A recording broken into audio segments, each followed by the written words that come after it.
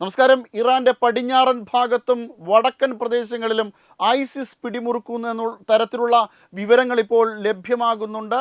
ഇറാന്റെ central Zagros, മധ്യ Zagros മേഖലയിലേക്കും ആൽബോസ് പർവ്വത മേഖലയിലേക്കും ഐസിസിൻ്റെ കടന്നുകയറ്റമുണ്ടായതായിട്ടാണ് ഇപ്പോൾ അറിയാൻ കഴിയുന്നത്.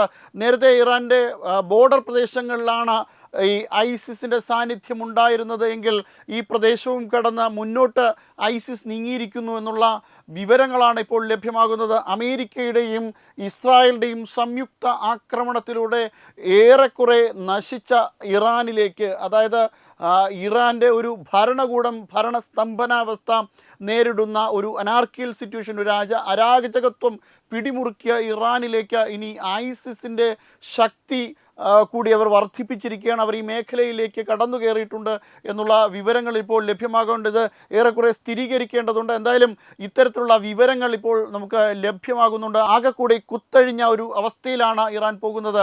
ഖാർഗ് മേഖലയിൽ അമേരിക്ക നടത്തിയ മിന്നലാക്രമണം ഏറെക്കുറെ അവരുടെ ഓയിൽ സംഭരണികൾ, എണ്ണ സംഭരണികൾ തകർത്തു. അതോടൊപ്പം തന്നെ ഭുജ്രയിലേക്കുള്ള അമേരിക്കയുടെ ഒരു ആക്രമണം തീർച്ചയായിട്ടും ഇറാന് ഇനി കുറച്ചധികം നാൾ വേണ്ടിവരും ഒരു നല്ല ഭരണം അവിടെ കെട്ടിപ്പടുക്കുവാൻ. അതോടൊപ്പം തന്നെ ഒരു മെച്ചപ്പെട്ട സാമ്പത്തിക സ്ഥിതിയിലേക്ക് ഇറാൻ വീണ്ടും മാറുന്നതിന് ഇനിയും ഏറെക്കാലം കാത്തിരിക്കേണ്ടി വരും എന്ന തരത്തിലാണ് ഇപ്പോൾ കാര്യങ്ങൾ മുന്നോട്ട് പോകുന്നത്. എന്തായാലും ഈ ആക്രമണത്തോടു കൂടി ഇറാനിൽ ഏറെക്കുറെ ഒരു കുത്തഴിഞ്ഞ തരത്തിൽ എന്നതിന് അപ്പുറം അവിടെ ഒരു ഗോത്രവർഗ ജനതയുടെ ശൈലിയിലേക്ക് ഇറാൻ്റെ സിറ്റികൾ മാറുന്നു എന്നുള്ളതാണ് ഇപ്പോൾ അത്തരത്തിലുള്ളൊരു കാഴ്ചയാണ്. കാരണം വലിയ രീതിയിൽ ഇറാനിൽ ഈ യുദ്ധം ബാധിച്ചിട്ടുണ്ട്. ഈ യുദ്ധം കടന്നു കയറിയ പ്രദേശങ്ങൾ നമുക്ക് ചിന്തിച്ചാൽ തന്നെ മനസ്സിലാകും. കാരണം ഇറാൻ്റെ ഏകദേശം എല്ലാ മേഖലയിലേക്കുമുള്ള ഓയിൽ സംഭരണികളിലേക്ക്, എണ്ണ സംഭരണികളിലേക്ക് ആക്രമണം നടന്നിട്ടുണ്ട്. ഇനിയും ഇറാൻ അടിയറവ് പറഞ്ഞില്ലായിരുന്നുവെങ്കിൽ തീർച്ചയായിട്ടും ഇറാൻ ഏറെക്കുറെ യുദ്ധം അവസാനിപ്പിച്ച മട്ടാണ്. അവരുടെ ഏകദേശം എല്ലാ നേതൃനിരയും കൊല്ലപ്പെട്ടു കഴിഞ്ഞു. മജ്തബ ഖമേനി കോമ അവസ്ഥയിലാണ്. ഇനി ഖമേനി കുടുംബത്തിൽ നിന്ന്, അല്ലെങ്കിൽ ആ ഖമേനി ഭരണകൂടത്തിൽ നിന്ന് മറ്റൊരാൾ അധികാരസ്ഥാനത്തിലേക്ക് എത്താനുള്ള സാധ്യത തന്നെ വിരളമായിരിക്കുന്നു. അതോടൊപ്പം തന്നെ ഇപ്പോഴുള്ള താൽക്കാലിക ഭരണകൂടം തന്നെ ഇനി മുന്നോട്ട് എങ്ങനെ പോകുമെന്നുള്ള അങ്കലാപ്പിലാണ്. അത്തരത്തിൽ ഏറെക്കുറെ ഇറാൻ സ്തംഭിച്ചു കഴിഞ്ഞു.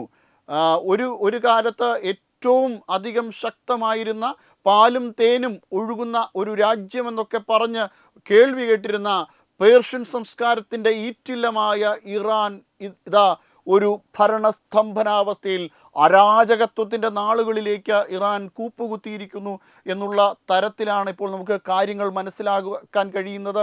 എന്തായാലും ഇനിയൊരു സമാധാന ശ്രമം തന്നെ ഇറാനിൽ വേണ്ടിവരും. ഇറാനൊരു മെച്ചപ്പെട്ട അവസ്ഥയിലേക്ക് മാറണമെങ്കിൽ ലോകത്തിലെ പല ഭാഗങ്ങളിൽ നിന്നുള്ള ജനാധിപത്യ വിശ്വാസികൾ വളരെ കൃത്യമായി ഇറാനെ ശ്രദ്ധ കേന്ദ്രീകരിച്ചുകൊണ്ട് ഇറാൻ്റെ ഉന്നമനത്തെ ലക്ഷ്യമാക്കിക്കൊണ്ടൊരു പ്രവർത്തനം നടത്തി ഒരു സമാധാന സേന രൂപീകരിച്ചെങ്കിൽ മാത്രമേ ഇനി ഇറാന് ഒരു ഉയർത്തെഴുന്നേൽപ്പുള്ളൂ. അല്ലെങ്കിൽ ലിബിയയിൽ സംഭവിച്ചതുപോലെ, സിറിയയിൽ സംഭവിച്ചതുപോലെയൊക്കെ ഒരു വലിയ ഒരു മോശാവസ്ഥയിലേക്ക് ഇറാൻ മാറുകയും ഇറാനിലൊരു ഭരണസ്തംഭനാവസ്ഥ എന്നതിലപ്പുറം ഭീകരവാദികൾ ഭരിക്കുന്ന ഒരിടമായി ഇറാൻ മാറാനുള്ള സാധ്യതയും നമുക്ക് തള്ളിക്കളയാൻ കഴിയില്ല. അത്തരത്തിൽ ഇറാനിലെ ഇപ്പോഴത്തെ ഒരു അവസ്ഥ പരിഗണിച്ചു നോക്കിയാൽ ഐസിസ് അവിടെ പിടിമുറുക്കുന്നു എന്നുള്ള വാർത്തകളാണ് ഇപ്പോൾ ലഭ്യമാകുന്നത്. എന്തായാലും ഇതിൽ ഏറെ വാർത്തകൾ ഇനി അവിടെ നിന്ന് വരാനുണ്ട്, സ്ഥിരീകരിക്കാനുള്ളത്. വ്യക്തമായി ഏതൊക്കെ മേഖലയിലാണ് ഐസിസിൻ്റെ കടന്നുകയറ്റം എന്നത് ശക്തമായി ഉറപ്പിക്കേണ്ടതുണ്ട്. എന്തായാലും ഈ നിമിഷത്തിൽ നമുക്ക് ലഭിക്കുന്ന വിവരമനുസരിച്ച് ഐസിസ് മുൻ സൂചിപ്പിച്ചതുപോലെ ആൽബോസ് മേഖലയിലും സെൻട്രൽ സാഗ്രോസ് മേഖലയിലേക്കും ഒക്കെ എത്തിയിട്ടുണ്ട് എന്നാണ് അറിയാൻ കഴിയുന്നത്. വെബ് ഡെസ്ക് തത്വമൈ ന്യൂസ്. HIV അണുബാധ സന്തോഷപൂർണമായ ഒരു ജീവിതത്തിന് തടസ്സമല്ല. HIV അണുബാധയ്ക്ക് ഫലപ്രദമായ ചികിത്സ ഇന്ന് ലഭ്യമാണ്. ഇതിന് യഥാസമയം അണുബാധ കണ്ടെത്തുന്നതും കാലേക്കൂട്ടി ചികിത്സ നടത്തേണ്ടതും അത്യാവശ്യമാണ്. സൗജന്യമായ ചികിത്സയും മാർഗനിർദ്ദേശങ്ങളും സർക്കാർ ആശുപത്രികളിലെ ART അഥവാ ഉഷസ് കേന്ദ്രങ്ങളിൽ ലഭ്യമാണ്. ആരോഗ്യ സംരക്ഷണം ഓരോരുത്തരുടെയും ഉത്തരവാദിത്തമാണ്.